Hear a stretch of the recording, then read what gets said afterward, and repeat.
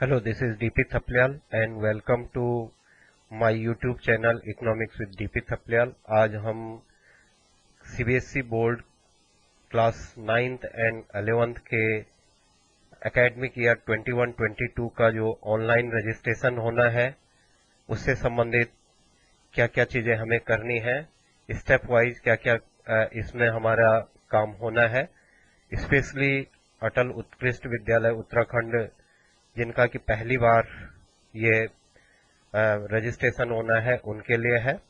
तो आप देखिए किस हिसाब से इसे रजिस्ट्रेशन होना है। सबसे पहले हम पोर्टल पर जाएंगे और सीबीएसई की साइट खोल करके अपना ऑनलाइन जो डाटा हमारे एलओसी के लिए रजिस्ट्रेशन के लिए ओपन होना है उसे ओपन करेंगे।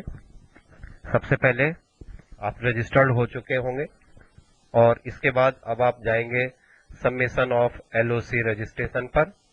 यहां पर आप जाने के बाद सबसे पहले यूजर आईडी आपके जो स्कूल का एफिलिएशन नंबर है वही होगा। ये आपका यूजर आईडी हो गया। पासवर्ड जो आपने बनाया है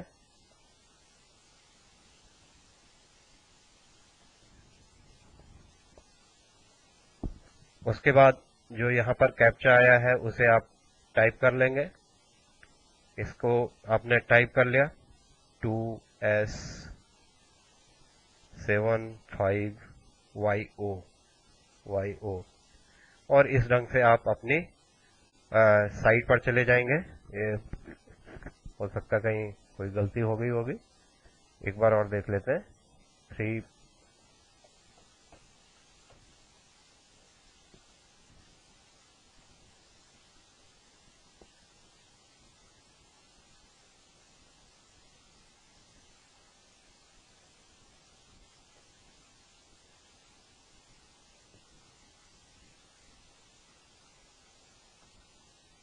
हम देख लेते हैं।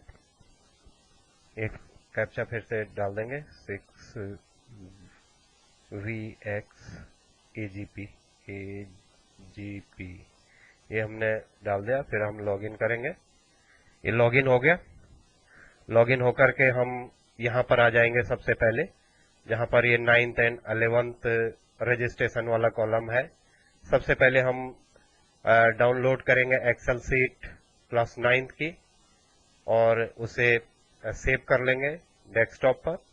उसके बाद डाउनलोड करेंगे हम क्लास 11th की जो हमारी एलओसी है उसे हम डाउनलोड करेंगे।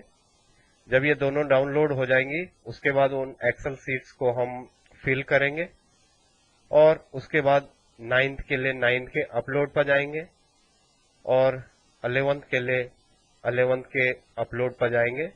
फिर उसके बाद चेकलिस्ट हम निकाल लेंगे। चेकलिस्ट निकालने के बाद चेकलिस्ट को प्रिंट ले लेंगे।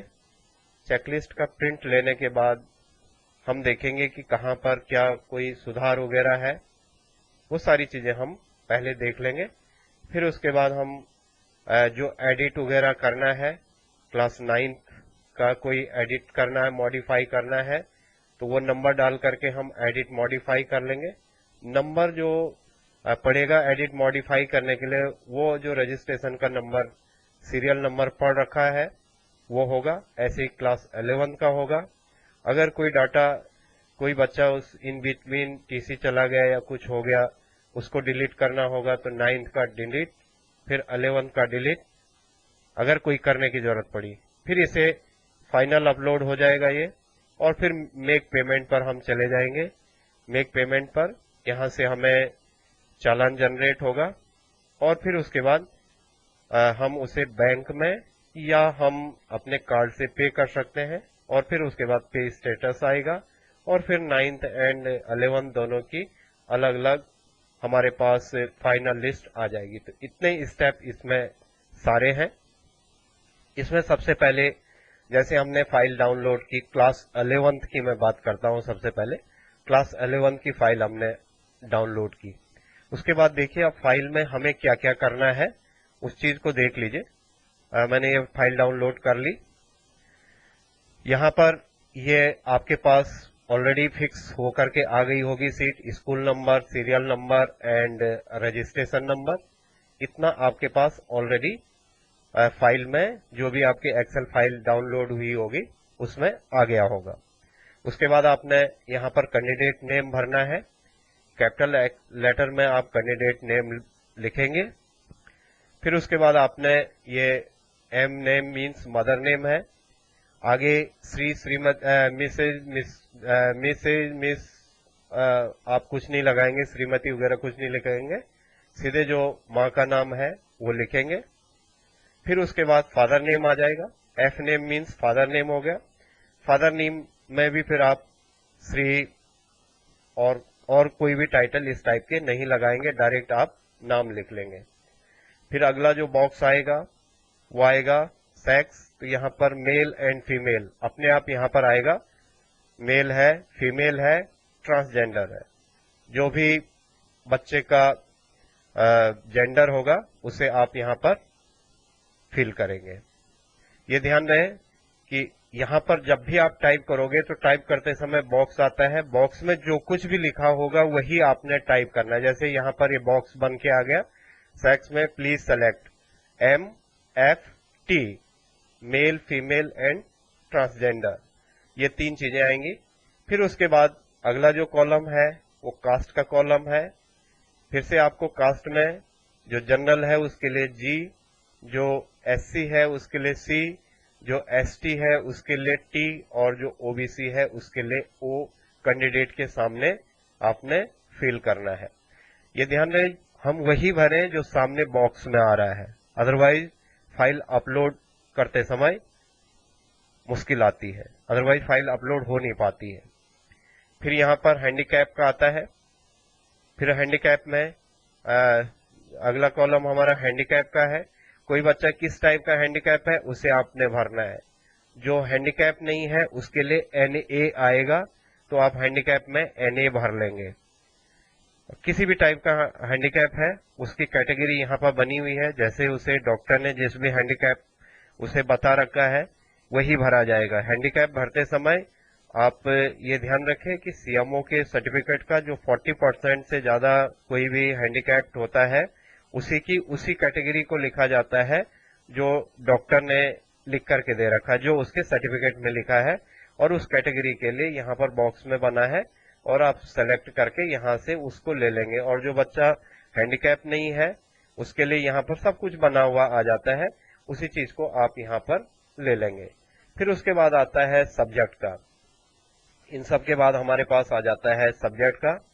तो क्लास 11th में आपके पास जो पहला सब्जेक्ट आपका है वो इंग्लिश है। यहाँ पर इंग्लिश आपका पहला सब्जेक्ट है, 301 है, ये इंग्लिश है। यहाँ पर आपने इंग्लिश को भर लिया। कुछ बच्चे ऐसे हो सकते हैं जिनका इंग्लिश नहीं होगा, तो उनका यहाँ पर हिंदी हो जाएगा। जिन बच्चों के पास इंग्लिश है ही नहीं क्लास 11th में और उन्होंने हिंदी एंड संस्कृत ले रखा है या हिंदी और बाकी और कोई सब्जेक्ट ले रखा है, फर्स्ट लैंग्वेज उनकी हिंदी हो जाएगी। और जिनका इंग्लिश है उनकी फर्स्ट लैंग्वेज इंग्लिश होगी। इंग्लिश भी ये कोर का है, 301 जो यहाँ पर मैंने लिखा है ये इंग्लिश कोर का है, इलेक्टिव का नहीं है। इलेक्टिव अगर किसी स्कूल में चल रही है तो वो उसके हिसाब से अपने कोड को सेलेक्ट कर लेंगे। सब्जेक्ट 2 दूसरी लैंग्वेज, यहाँ पर हिंदी है। जिस बच्चे ने दो लैंग्वेज ले रखी है, हिंदी भी ले रखा और इंग्लिश भी ले रखा है, तो पहला इंग्लिश हो जाएगा और दूसरी लैंग्वेज जो है हिंदी हो जाएगी। जिस बच्चे ने एक ही लैंग्वेज ले रखी है, इंग्लिश ले रखी है और दूसरी लैंग्वेज नहीं ले रखी है, वो यहाँ पर उसकी जगह पर, जैसे जिसने इंग्लिश ले रखी है ये और उसके बाद हिंदी ले रखी है, तो ये 302 हिंदी का है, हिंदी कोर है, ये भी इलेक्टिव नहीं है। हिंदी कोर 302 हो गया, ये 302 हो गया। और जिसका हिंदी नहीं ले रखा है इंग्लिश के बाद, सपोज कर लीजिए मैथ्स ले रखा है, तो 041 ये हमने लिख लिया है। ऐसे ही जिस बच्चे ने इंग्लिश नहीं ले रखा है, यहाँ पर 301 की जगह पर उसका 302 हो जाएगा, हिंदी हो जाएगा उसकी पहली लैंग्वेज। और अगर उसने संस्कृत ले रखी है तो दूसरी लैंग्वेज उसकी संस्कृत हो जाएगी। तो यहाँ पर भरते समय ध्यान रखना, सब्जेक्ट 1 इंग्लिश है, सब्जेक्ट 2 हिंदी है। अगर किसी बच्चे ने इंग्लिश नहीं ले रखी है तो उसका हिंदी सब्जेक्ट 1 हो जाएगा, और सब्जेक्ट 2 उसने संस्कृत या उसकी जगह पर जो भी विषय ले रखा है वो हो जाएगा। फिर इसका मीडियम हो जाता है, तो हिंदी है तो 2 हो जाता है, हिंदी में लिखने के लिए 2 हो जाता है। पंजाबी और उर्दू जिनका है 3 एंड 4 हो जाएगा, जिनका पंजाबी उर्दू सब्जेक्ट ले रखे हैं 3 एंड 4 हो जाएगा। और अगर इंग्लिश ले रखा है, इंग्लिश मीडियम में ले रखा है, जैसे मैथमेटिक्स है, सपोज कर लीजिए इंग्लिश मीडियम में है तो 1 लिख लेंगे, और हिंदी है तो 2 लिख लेंगे। फिर हमारे पास साइंसेज में जो है वो थर्ड सब्जेक्ट हमारे पास, ये आपने देखना है आपके पास जो एक्सेल सीट आई है, पहली सीट आपके ये नेम, कैंडिडेट नेम वगैरह की है, दूसरे सीट में उसने सब्जेक्ट कोड दे रखे हैं, सब्जेक्ट एंड सब्जेक्ट कोड दे रखे हैं। हमें ये देखना है कि हम जब सब्जेक्ट को फिल करते हैं, भाई पहला सब्जेक्ट कौन होगा, कई क्वेरीज है कि पहला सब्जेक्ट कौन होगा, जो नए भर रहे हैं पहली बार जिनका बोर्ड हो रहा है, तो पहला सब्जेक्ट इंग्लिश जिनकी है उनका फर्स्ट जो होगा सब्जेक्ट वो इंग्लिश होगा, और सेकंड हिंदी होगा। जिन लोगों ने इंग्लिश नहीं ले रखी है उनकी फर्स्ट लैंग्वेज हिंदी हो जाएगी, सेकंड उसके बाद अगर संस्कृत ले रखा तो संस्कृत, और बाकी जो भी है। उसके बाद हमारे पास हमें लेने हैं असेंडिंग ऑर्डर में, जैसे उसके बाद 41 किसी का था तो वो हिंदी के साथ था तो हिंदी के साथ ले लिया, और अगर हिंदी भी है इंग्लिश भी है तो तीसरा सब्जेक्ट 41 हो जाएगा। 41 का मतलब मैथमेटिक्स हो गया। ये मैं क्लास 11th की बात कर रहा हूं। और अगर किसी का हिंदी और उसके साथ हिंदी ना होकर के मैथ्स वगैरह ऐसा कॉम्बिनेशन है तो वो यही सब्जेक्ट 2 के साथ उस बच्चे के आगे उस सब्जेक्ट को लिख लेंगे। जैसे यहाँ पर एक बच्चे का हिंदी था तो उसे 302 लिख लिया हमने, दूसरे का हिंदी नहीं था इंग्लिश था तो 041 मीन्स मैथ्स लिख लिया, फिर अगले का हिंदी था तो हिंदी लिख लिया, फिर अगले का मैथ्स था तो मैथ्स लिख लिया। ये आप लोग देख लेंगे, इसी हिसाब से भरेंगे। ये 042 फिजिक्स का है, हमने फिजिक्स का अगला सब्जेक्ट हमने फिजिक्स ले लिया, यहाँ पर सेलेक्ट करेंगे आप तो आ जाएगा आपके पास सब्जेक्ट का कोड। तो 42 असेंडिंग ऑर्डर में हम जाएंगे। फिर 43 केमिस्ट्री का है, 44 बायो का है। यहाँ पर आप मीडियम है इंग्लिश में भर रहे हैं तो 1 बच्चे का अगर इंग्लिश में सब्जेक्ट को वो कर रहा है, वो उसने सेलेक्ट कर रखा है इंग्लिश मीडियम में तो 1 लिखेगा, और हिंदी में कर रखा है तो 2 लिखेगा। ऐसे यहाँ पर हमारे पास ये सब्जेक्ट 5 तक हमारे पास आ गया और इसके मीडियम हो गए। तो आपने असेंडिंग ऑर्डर में ले लेना 41, 42, 43। अगर ह्यूमैनिटीज है, आर्ट साइड जिसे हम बोलते हैं, तो उनका पहला इंग्लिश हो गया, दूसरा हिंदी हो गया, या पहला जिसके पास इंग्लिश नहीं है तो पहला हिंदी हो गया, दूसरा संस्कृत हो गया, या दूसरा जो भी उसने ले रखा है। थर्ड उसकी यहाँ पर 27 आ जाएगा, 27 हिस्ट्री का है। ये तो साइंस का 42 था, अगर यहाँ पर मेरे पास बच्चा ह्यूमैनिटी में होता तो मैं उसे यहाँ पर 27 लिख लेता, 027 लिख लेता, इस टाइप से कर लेता मैं इसे, 027 हो जाता। इंग्लिश में था तो इंग्लिश में, और अगर हिंदी में होता तो मैं 2 लिख लेता। और फिर उसके बाद पॉलिटिकल साइंस है, 27 के बाद पॉलिटिकल साइंस आ जाएगा। पॉलिटिकल साइंस का 028 कोड हो जाएगा, 028 हो गया। पॉलिटिकल साइंस है, सपोज कर लीजिए उसका पॉलिटिकल साइंस उसने इंग्लिश में पढ़ रखा है तो पढ़ रहा है तो 1, और हिंदी में पढ़ रहा है तो फिर से हम यहाँ पर 2 लिख लेंगे। फिर 29 ज्योग्राफी आ जाएगा अगला उसका, अगला उसने अगर सब्जेक्ट ज्योग्राफी भर रखा है तो 029 यहाँ पर ज्योग्राफी भर लेगा वो। फिर सपोज कर लीजिए ज्योग्राफी इंग्लिश में है तो उसने 1 भर लिया, 2 है तो इस टाइप से उसका हो जाएगा। अगर उसका इकोनॉमिक्स है तो उसका 029 की जगह पर उसने यहाँ पर अगर ये ले रखा है तो 030 इकोनॉमिक्स हो गया उसका। ये सब्जेक्ट कोड हो जाएंगे और उसके साथ मीडियम हो जाएगा। 6 सब्जेक्ट जो ले रखा है, जैसे यहाँ पर 48 है तो ये यहाँ पर हमने 48 लिख लिया, तो 48 का मतलब होता है ये फिजिकल एजुकेशन। किसी के यहाँ पेंटिंग है तो वो 049 लिख लेगा, 049 ये सब्जेक्ट कोड हो गया। किस मीडियम में है, ये मीडियम हो जाएगा। अब आगे आप लोग देख लीजिए, ये 3 चीजें आएंगी, आई ISUB1, ISUB2, ISUB3, इस पर जो लोग पहली बार रजिस्ट्रेशन कर रहे हैं, स्पेशली अटल विद्यालय जो इस समय स्पेशली इस पर काम कर रहे हैं, वो देख लें कि जो ये आई का मतलब होता है इंटरनल सब्जेक्ट, इंटरनल असेसमेंट जो सब्जेक्ट होते हैं, इंटरनल असेसमेंट के लिए सब्जेक्ट 1, सब्जेक्ट 2 एंड सब्जेक्ट 3, इसकी आप लोगों को ग्रेड देने होते हैं। क्लास 12th में ग्रेड दिए जाएंगे, क्लास 11th में भी ग्रेड दिए जाते हैं। अब यहाँ पर सब्जेक्ट आ जाएगा, यहाँ पर हमें ये जरूरी है, ये हमें भरना, इंटरनल भरने ही भरने हैं। 3 सब्जेक्ट कम से कम इंटरनल हम लोग भरते ही भरते हैं। तो इंटरनल में जैसे वर्क एक्सपीरियंस है, 0 है वर्क एक्सपीरियंस का। वर्क एक्सपीरियंस सभी स्कूलों में लगभग करवाया जाता है। वर्क एक्सपीरियंस में बच्चों को इलेक्ट्रिसिटी ठीक करवाने का सिखाया जाता है, सिलाई का सिखाया जाता है, कढ़ाई का सिखाया जाता है, प्लम्बरिंग का सिखाया जाता है। वो सारी चीजें वर्क एक्सपीरियंस कहलाता है। सीबीएसई में उसके लिए टीचर भी होता है और क्लासेस भी वो अलॉट की जाती हैं, सब्जेक्ट भी अलॉट किए जाते हैं। तो ये इंटरनल ग्रेड के लिए है और ये भरना जरूरी है। तो अगर आप वर्क एक्सपीरियंस को वो फॉलो कर रहे हैं तो 0 भर लेना। आप यहाँ पर आप देख लेना, एक जैसा सभी स्टेट के स्कूल जो अटल स्कूल है वो एक जैसा वो करेंगे। वर्क एक्सपीरियंस लगभग सभी स्कूलों में चलता है, उसके पीरियड भी आप लोगों ने दे रखे होंगे। तो उस हिसाब से आप पहला सब्जेक्ट आपका 0 आ जाएगा, सभी बच्चों के सामने आना है इसने। फिर इंटरनल का जो सब्जेक्ट 2 है, यहाँ पर जो 1 है वो है जनरल फाउंड कोर्सेज, ये लगभग हमारे पास नहीं चलते हैं। फिर फिजिकल एंड हेल्थ एजुकेशन सभी स्कूलों में है, तो सभी बच्चों के पास, क्योंकि फिजिकल एजुकेशन के टीचर होते ही सभी स्कूलों में, तो आसानी से हम लोग सेकेंड सब्जेक्ट को भी 2 कर लेंगे। तो पहला मैंने जैसे 0 भरा, 1 नहीं भरा, 0 वर्क एक्सपीरियंस है, क्योंकि वो होता ही होता है। बच्चों को कुछ ना कुछ आर्ट क्राफ्ट वगैरह ये सब चीजें जो एडिशनल सिखाई जाती हैं, वोकेशनल टाइप की, ये वोकेशनल एजुकेशन का होता है वर्क एक्सपीरियंस। तो ये सभी बच्चों को कुछ ना कुछ चौक बनाना, डस्टर वो बनवाना, पेंटिंग बनवाना, ये सब वर्क एक्सपीरियंस में आता है। बिजली ठीक करना, ये वर्क एक्सपीरियंस में आना है, इसे आप लोग भर लेंगे। फिर फिजिकल एंड हेल्थ एजुकेशन सभी स्कूलों में टीचर हैं, इसलिए सभी बच्चों के आगे इंटरनल का जो है वो सब्जेक्ट 2 में आप लोग भर लेंगे। और सब्जेक्ट 3 जनरल स्टडी का ही भरते हैं। अमूमन जनरल स्टडी में पीरियड दिए जाते हैं, क्लास 11th एंड 12th में एक एक पीरियड इसमें दिया जाता है, हफ्ते में कम से कम एक पीरियड दिया जाता है।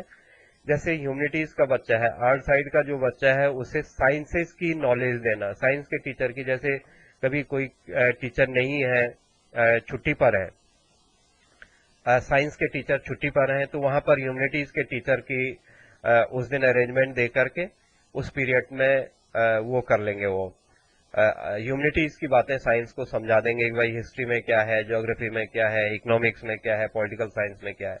ऐसे ही आर्ट साइड में अगर टीचर नहीं है जिस दिन, उस दिन साइंस के टीचर को अरेंजमेंट दे करके, तो ये जनरल स्टडी होता है।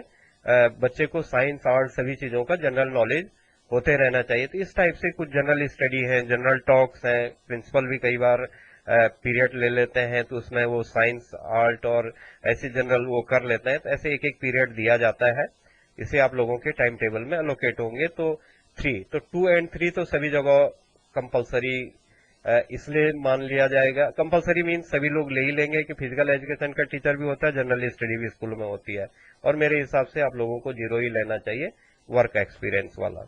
उसका जो अगला कॉलम है उसके बाद वो एनुअल इनकम वाला है। एनुअल इनकम आप लोग बच्चों की भर लेंगे। उसके बाद ओनली चाइल्ड मीन्स जो केवल एक ही लड़का ही लड़का किसी का है या लड़की ही लड़की किसी की है, तो वहां पर आप ओनली चाइल्ड में भर लेंगे, अदरवाइज एन हो जाएगा। ओनली चाइल्ड पर फिर से आपके पास यहाँ पर बॉक्स आ जाएगा, बॉक्स में आपके पास एन एंड वाई, वाई का मतलब होता है यस और एन का मतलब होता है नो। तो अगर है तो वाई हो जाएगा, नहीं है तो नो हो जाएगा। अब यहाँ पर फिर से आगे आपके पास आएगा जो असली कॉलम है, यहाँ पर आप लोगों ने रोल नंबर भरना है, जो क्लास 10th में बच्चे ने पास करते समय जो लास्ट ईयर उसका रोल नंबर रहा होगा, मार्कशीट से देख करके वो भरना है। यहाँ पर passing year 21 means last year जो बच्चे ने पास किया है वो 21 है। जो 11वीं में बच्चा है उसका बोर्ड 11वीं का जो बोर्ड है पासिंग ईयर उसका 21 है। अब यहाँ पर बोर्ड लिखा हुआ है तो जो सीबीएसई बोर्ड से जिसने 10th किया वो सीबीएसई बोर्ड लिखेगा, जिसने सीबीएसई बोर्ड से नहीं किया जैसे उत्तराखंड बोर्ड से किया तो वो यूके बोर्ड लिखेगा। यहाँ पर उसके बॉक्स में आ जाएगा बोर्ड का नाम यहाँ पर आ जाएगा और वो यहाँ पर से बोर्ड का नाम यहाँ से भर लेगा कि कौन सा उसका बोर्ड है। जैसे उत्तराखंड बोर्ड है तो उत्तराखंड भर लेगा, सीबीएसई है तो सीबीएसई का भर लेगा। यहाँ से वो बोर्ड को सेलेक्ट कर लेगा और उसको यहाँ पर अपने स्टेट का, जैसे उत्तराखंड का है तो ये उत्तराखंड है तो उत्तराखंड बोर्ड हो गया उसका, ये यहाँ पर आ गया, इस ढंग से भर लेगा। और सीबीएसई का है तो सीबीएसई, आईसीएसई का है आईसीएसई, एनआईएस से बच्चा आया है तो एनआईएस हो जाएगा। अब एग्जाम है तो एग्जाम है जो सीबीएसई से आता है वो AISSE लिखता है 10th को।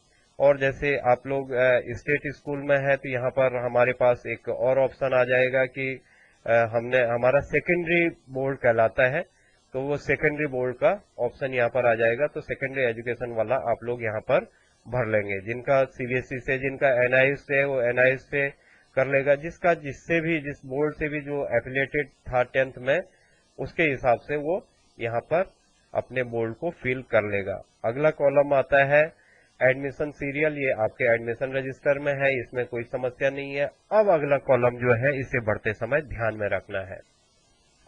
जैसे एडमिशन की डेट है, मान लो आपके पास 1 जनवरी 2021 है, सपोज कर लीजिए किसी बच्चे का 1 जनवरी 2021 है तो मुझे पहले 0 लगाना पड़ेगा। 1 जनवरी जनवरी का मतलब पहला महीना, पहली तारीख, पहला महीना 01, तो 01 तारीख हो गई, 01 महीना हो गया और 2001 है तो 2001 ऐसे करके भरा जाएगा। ये सब इसी हिसाब से भरा जाए। एडमिशन की डेट वगैरह को भरते समय गलतियां नहीं होनी चाहिए।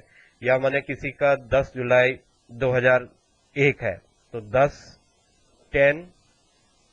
हो गया, मींस डेट, जुलाई का मतलब मंथ 7 और आगे 2001, इस टाइप से आपने ये भरना है। डेट ऑफ एडमिशन आप लोगों को भरनी है क्लास 11th में।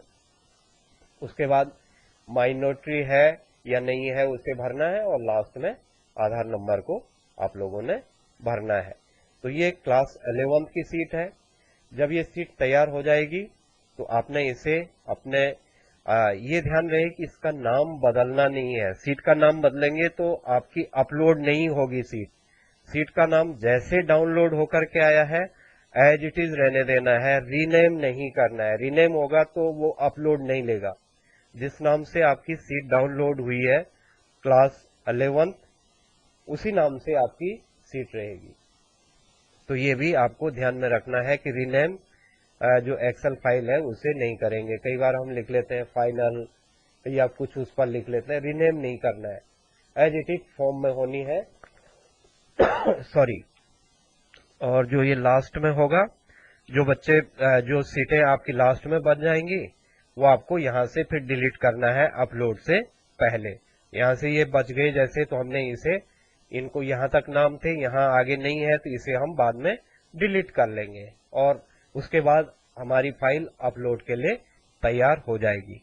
ये तो था क्लास 11 का। अब क्लास 9 का देख लीजिए।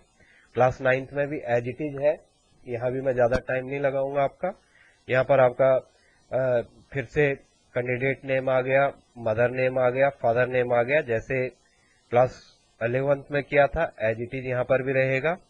सेक्स है मेल एंड फीमेल, आप यहाँ पर मेल फीमेल ट्रांसजेंडर जो भी है वो ऐसे ही भर लेंगे जैसे 11 में भरा था। फिर कास्ट का आ जाएगा, जनरल SC ST आ जाएगा। फिर हैंडीकैप है तो नहीं, नहीं है तो NA हो जाएगा, है तो ठीक है। फिर ये सब्जेक्ट का जो कॉम्बिनेशन है, क्लास 10th में इंग्लिश 184 पहला सब्जेक्ट हो जाएगा, दूसरा सब्जेक्ट बच्चे का हिंदी हो जाएगा। हाँ, यहाँ पर ये है इंग्लिश जो है वो लैंग्वेज एंड लिटरेचर है, 184 उसका कोड है। अब सीबीएसई में यही चल रहा है, पहले तक तो 2 चलते थे, तो अब 184 ही चल रहा है। तो आपके कॉलम में आएगा ही 184 है इंग्लिश कम्युनिकेटिव। अब नहीं सीबीएसई चला रहा है, पहले English communicative and English literature language होता था, अब केवल 184 ही आएगा। तो आप आसानी से इसे भर सकते हैं, यहाँ पर बॉक्स के साथ भी आ जाएगा। फिर दूसरा जो सब्जेक्ट होगा वो हिंदी होगा, 002 हिंदी कोर्स ए होता है, तो आप यहाँ पर भर लेंगे। तीसरा जो सब्जेक्ट होगा मैथमेटिक्स होगा, तो मैथमेटिक्स में 9th में जो आपके बॉक्स में आएगा वो 2 चीजें नहीं आएंगी, बेसिक एंड एडवांस करके नहीं आएगा, अभी 041 आएगा। अगले साल आपको क्लास 10th में बोर्ड में मॉडिफाई करने का मौका दिया जाएगा। बेसिक वाले को 241 लिखेंगे और जो स्टैंडर्ड है उसको 041। तो इस साल आपको रजिस्ट्रेशन में 041 आ रहा होगा, तो तीसरा सब्जेक्ट आपका 041 हो गया। चौथा सब्जेक्ट आपका साइंस हो जाएगा, साइंस थ्योरी कहलाता है ये। तो साइंस थ्योरी जो है वो 86 है उसका कोड। फिर 5th जो सब्जेक्ट हो जाएगा वो आ जाएगा सोशल साइंस, जिसका 087 है। ये कोड आप लोगों ने सामने ही से, ये बॉक्स है, बॉक्स के साथ ही वो बता देगा और आप लोग इसे भर लेंगे। अगर किसी ने 6 सब्जेक्ट ले रखा है एडिशनल सब्जेक्ट, तो वो यहाँ पर 6 सब्जेक्ट पर उस सब्जेक्ट को भर लेगा, और नहीं ले रखा है तो नहीं भरेगा। मीडियम आपको पता चली गया, हर सब्जेक्ट के साथ आपने मीडियम लिखना है बच्चे का, कि वो हिंदी में दे रहा है या इंग्लिश में दे रहा है। और अगर आपका 5 ही सब्जेक्ट है, 6ठा 7वां सब्जेक्ट नहीं है, तो यहाँ कुछ नहीं भरना है। और एडिशनल सब्जेक्ट ले रखे हैं तो 5th के बाद जो भी सब्जेक्ट है वो सब एडिशनल सब्जेक्ट कहलाते हैं। है तो ठीक, भर लेना है, नहीं है तो कोई बात नहीं। उसके बाद फिर से डेट ऑफ बर्थ, यहाँ पर फिर से यही चीज जो वहां पर बताई थी वही यहाँ पर रखना है। सपोज कर लीजिए कि बच्चे का डेट ऑफ बर्थ है 10 जुलाई, तो 10 लिख लिया मैंने, जुलाई के लिए 07 लिख लिया, और 2002 है, तो ये हमने इस टाइप से लिखना है। इसे कहीं से कॉपी पेस्ट नहीं करना है, यहीं पर लिखना है। और अगर सपोज कर लीजिए 2 मार्च 2002 है, 2 मार्च, तो 2 मार्च पहले 0 लगाना है, ये 2 हो गया। फिर मार्च 03, तो 2 मार्च हो गया, 02 2 03 मार्च, और अब है 2003 है मान लो, तो ये हमने लिख लिया। ये इस टाइप से आपको ये डेट ऑफ बर्थ भरनी है। इसे भरते समय विशेष ध्यान रखें, अदरवाइज अपलोड होने में बहुत मुश्किल होती है। बहुत बारीकी से इस चीज को ध्यान में रखना है कि हम डेट ऑफ बर्थ सही भर रहे हैं या नहीं भर रहे हैं, क्योंकि 10th की डेट ऑफ बर्थ ही बच्चे की सभी सर्टिफिकेट में मान्य होती है, यही एकमात्र सर्टिफिकेट होता है एक। और दूसरा, अगर हमने आगे 0 नहीं लगाया, मान लो मैंने आपको बताया कि जैसे किसी का डेट ऑफ बर्थ है 2, फिर है जनवरी, तो 01, तो 2, 02, जनवरी 01, और बाद में ईयर आ जाएगा। इस चीज को आप लोग ध्यान में रखेंगे, उसी हिसाब से आप लोग लिखेंगे। फिर उसके बाद एनुअल इनकम आ जाएगी, फिर वही ओनली चाइल्ड वगैरह आ जाता है। एडमिशन सीरियल नंबर में फिर से आपको वही ध्यान रखना है जो आपके रजिस्टर में होगा। फिर एडमिशन डेट, यहाँ पर भी फिर एडमिशन डेट में भी वही रखना है आप लोगों ने, जैसे मैंने आपको बोला कि यह है 0102, तो मीन्स एडमिशन डेट होगी 1 फरवरी, और यह है 2015 है मान लो, तो 2015। इस टाइप से आप लोगों को लिखना है। फिर आगे माइनॉरिटी है तो माइनॉरिटी, नहीं है तो कोई बात नहीं, और लास्ट में आधार नंबर। तो ये सारी चीजें आपकी जब फिल हो जाएंगी तो आपकी ये फाइल तैयार हो गई अपलोड करने के लिए। अब ये फाइल हुई आपकी अपलोड करने के लिए तैयार हो गई। जब आप अपलोड करने के लिए आपकी फाइल तैयार हो जाएगी, उसके बाद आपको देखना है आगे, फिर से यहीं जाना है सॉरी, यहाँ जा करके आपने अपलोड में जाएंगे, तो 9th के अपलोड में जाना है। इसमें ऑलरेडी अपलोड आ रहा है क्योंकि मैंने जिस सॉफ्टवेयर को ले रखा है या मैं अपनी ही सिस्टम पर काम कर रहा हूं, तो मैंने अपलोड कर लिया है। तो यहाँ पर आ रहा है डाटा ऑलरेडी अपलोडेड। लेकिन आपके लिए जिसने नहीं किया है, यहाँ पर आएगा चूज फाइल। फाइल को चूज करना आपने, और जहां भी फाइल रखी है वहां से वो फाइल लेकर के यहाँ पर आनी है। चूज फाइल आएगा यहाँ पर। जैसे यहाँ पर डाटा ऑलरेडी अपलोडेड आ रहा है क्योंकि मैंने अपने ही सिस्टम में बैठा हुआ हूँ, अपने पासवर्ड पर बैठा हूँ स्कूल के, इसलिए ऐसा आ रहा है क्योंकि मैं कर चुका हूँ। लेकिन आप लोग उसे वहां से फाइल को चूज कर लेंगे। डेस्कटॉप पर आपने रखा हुआ है, मैंने आपको बोला है कि फाइल का रीनेम नहीं करना है, वहां से उठाएंगे और यहाँ पर ले आएंगे, चूज फाइल में आ जाएगा। फिर साथ में आएगा अपलोड का ऑप्शन, तो आप अपलोड पर उसे क्लिक कर लेंगे और आपकी फाइल अपलोड हो जाएगी, सबमिट हो जाएगी। अगर डेट ऑफ बर्थ वगैरह में कई गलतियां होंगी कहीं, तो वो यहाँ पर रेड करके दे देगा पूरा, किस सीरियल में क्या गलती हो रखी, किस सीरियल में क्या गलती हो रखी है। और नहीं होगा तो आपका सीधे सीधे आपकी फाइल अपलोड हो जाएगी। फाइल अपलोड होने के बाद आप देखेंगे, अब आप जैसे 9th की है, 9th की फाइल अपलोड हो गई, तो आएगी चेकलिस्ट। चेकलिस्ट, अब आपको जाना है चेकलिस्ट पर। चेकलिस्ट ओके कर लिया। चेकलिस्ट ओके करने के बाद यहाँ पर आपका स्कूल का नाम आ जाएगा, यहाँ पर क्लास आ जाएगी। 9th का है तो आप 9th का सेलेक्ट करेंगे, 11th का है 11th का सेलेक्ट करेंगे। ये फर्स्ट स्टेप है आपका फाइल अपलोड होने के बाद। जैसे 11th का है, सपोज कर लीजिए 11th आ गया। ऑल सभी बच्चों का चाहिए या किसी एक बच्चे का चाहिए? अभी हमने फोटो अपलोड नहीं की है तो इसलिए शो फोटो पर नहीं जाऊंगा मैं, और अब मैं चले गया क्योंकि मेरी ऑलरेडी फाइल अपलोड है, तो मैं गो पर चला गया। मेरी यहाँ पर फाइल खुल जाएगी और फाइल खुल करके ये मेरे सामने आ गई। मेरे सामने आ गई, बच्चे का नाम आ गया, बच्चे की मदर का नाम आ गया, बच्चे के फादर का नाम आ गया, बच्चे की फी आ गई कि उसने 300 रुपये पे करना है, एडमिशन नंबर, डेट, आधार नंबर, फिर मेल फीमेल में जनरल है या क्या है, फिर यहाँ पर इसके सब्जेक्ट आ गए। और यहाँ पर ये जो हमने 0 लिखा था वो 500 है, जो 02 लिखा था, 500 का मतलब होता है जहां वहां हमने 0 लिखा था। जो इंटरनल बोला था मैंने, subject 1, subject 2, subject 3, internal subject 1 में 0 लिखा था, वो 500 होता है। 500 अपने आप यहाँ आ जाएगा, वहां आपने 0 ही लिखना है। 500 का मतलब वर्क एक्सपीरियंस। 02 वहां लिखा था तो 502 होता है, वो होता है फिजिकल एंड हेल्थ एजुकेशन। और 503 ये होता है हमारा जनरल स्टडी।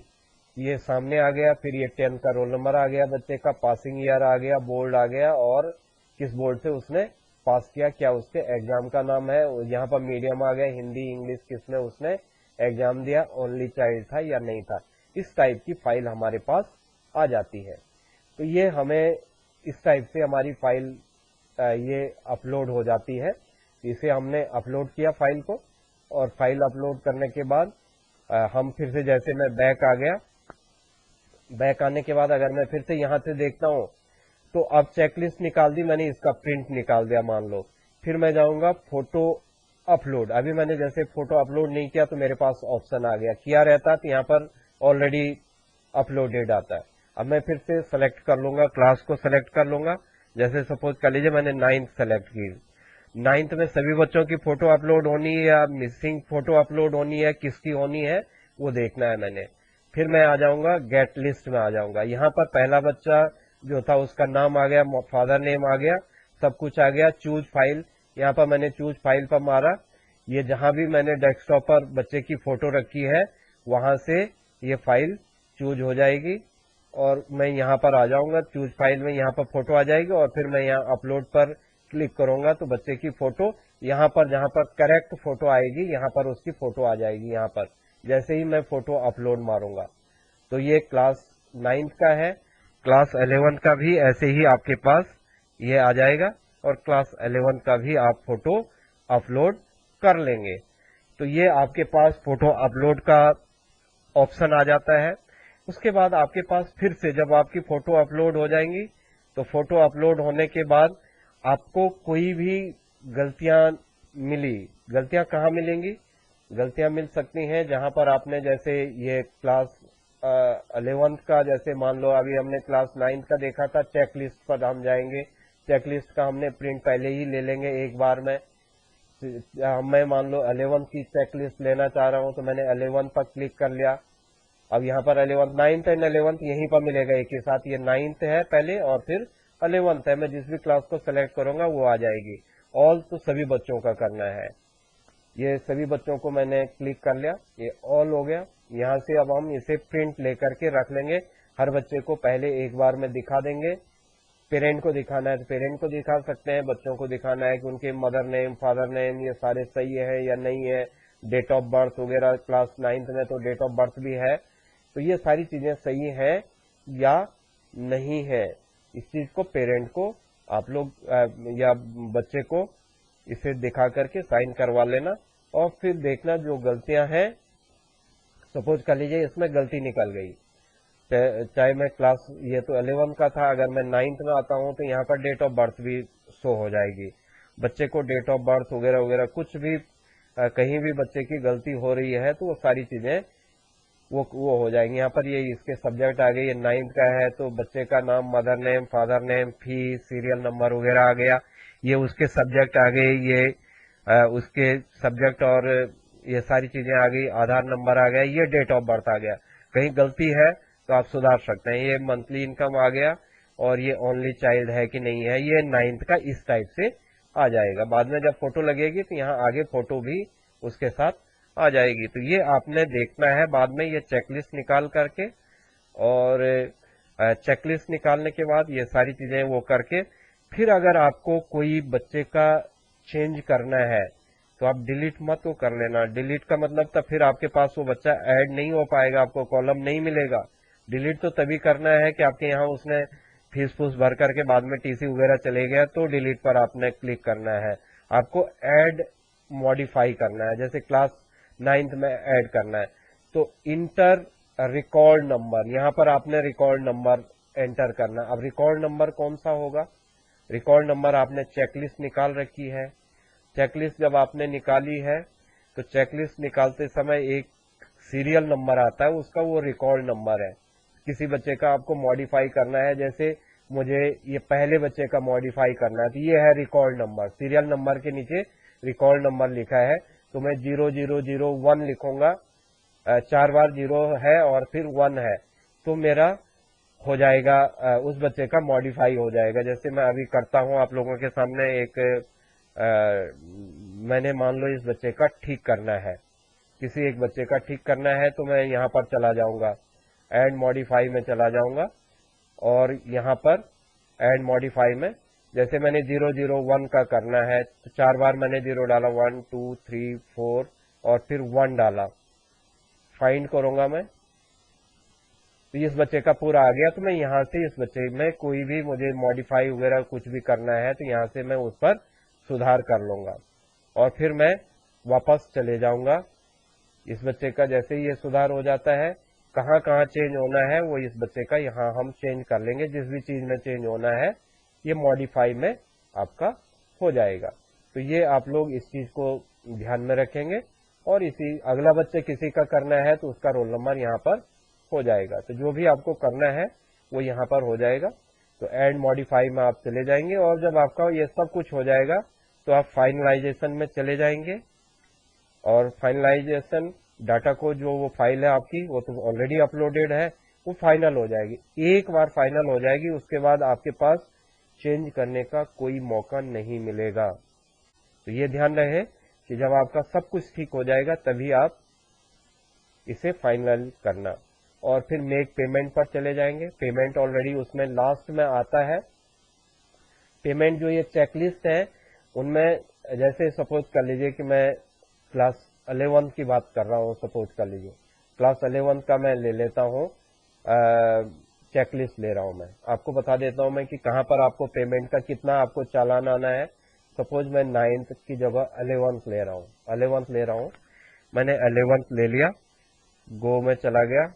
लास्ट में एक समरी पेज आता है, इसके सबसे लास्ट जो पेज होगा वो समरी पेज होगा। आप इस समरी पेज में देख लीजिए। मैंने जैसे अपना बताता हूं मैं कि मेरे पास जैसे कितने बच्चों के पास हिस्ट्री है, जैसे 54 के पास हिस्ट्री है, पॉलिटिकल साइंस 48 के पास है, ज्योग्राफी 54 के पास है, ऐसे फिजिक्स 57 के पास है, केमिस्ट्री 57 के पास है, फिजिकल एजुकेशन 100 के पास, ये यहाँ पर आ जाए तो आपको ये भी पता लग जाएगा कि कितने बच्चे मेरे किस सब्जेक्ट में है, कहीं कोई गलती तो नहीं हो रही। तो ये चेक लिस्ट में पता लग जाएगा कि क्या उस सब्जेक्ट में उतने ही बच्चे हैं मेरे पास, पॉलिटिकल साइंस में कितने हैं, फिजिक्स में कितने हैं, ज्योग्राफी में कितने हैं, ये ऊपर भर रखा, उसकी समरी आ जाएगी। और यही लास्ट में आपका चेक, जैसे मेरा ये है ड्राफ्ट है तो 45,900 का ड्राफ्ट वहां मेक पेमेंट करूंगा तो इतना आ जाएगा और मुझे इतना पेमेंट करना होगा। तो मेक पेमेंट से चालान आपका आ जाएगा और उस चालान के बेस पर आप पेमेंट कर लेंगे और उसे जमा करके लास्ट में फाइनल लिस्ट निकालेंगे आप। और फाइनल लिस्ट निकालने के बाद जब लास्ट सब कुछ हो जाएगा, पेमेंट हो जाएगा, पेमेंट होने के बाद 2-1 दिन उसमें क्लियर होने पर लगता है पेमेंट पर, कभी एक दिन में क्लियर होता है। आप स्टेटस देख लेंगे, पेमेंट पे स्टेटस देख लेंगे। मेक पेमेंट के बाद पे स्टेटस, वहां अगर वो नंबर आ जाएगा तो इसका मतलब आपका हो गया, आपकी फाइनल लिस्ट जनरेट हो जाएगी। और फाइनल लिस्ट जैसे ही जनरेट होगी वैसे ही आप ये मान लेना कि आपका हो गया और आपकी फाइनल लिस्ट उसके बाद निकलेगी। लिस्ट में कैंडिडेट सिग्नेचर होंगे, बाद में आप कैंडिडेट के सिग्नेचर करवाएंगे। उसे करवाने के बाद उसमें फोटो, कैंडिडेट सिग्नेचर वगैरह सब रहेगा, लास्ट में प्रिंसिपल का सिग्नेचर रहेगा। उसे करने के बाद आप उसकी फोटो कॉपी लेकर के स्कूल में रख लेंगे और ओरिजिनल कॉपी को बोर्ड को भेज देंगे। तो ये पूरी प्रक्रिया आपकी संपन्न होगी। आई थिंक मैंने डिटेल से इसे बता दिया है, आप लोगों की समझ में आ जाएगी। आप लोग इसे ध्यान से देखेंगे। थैंक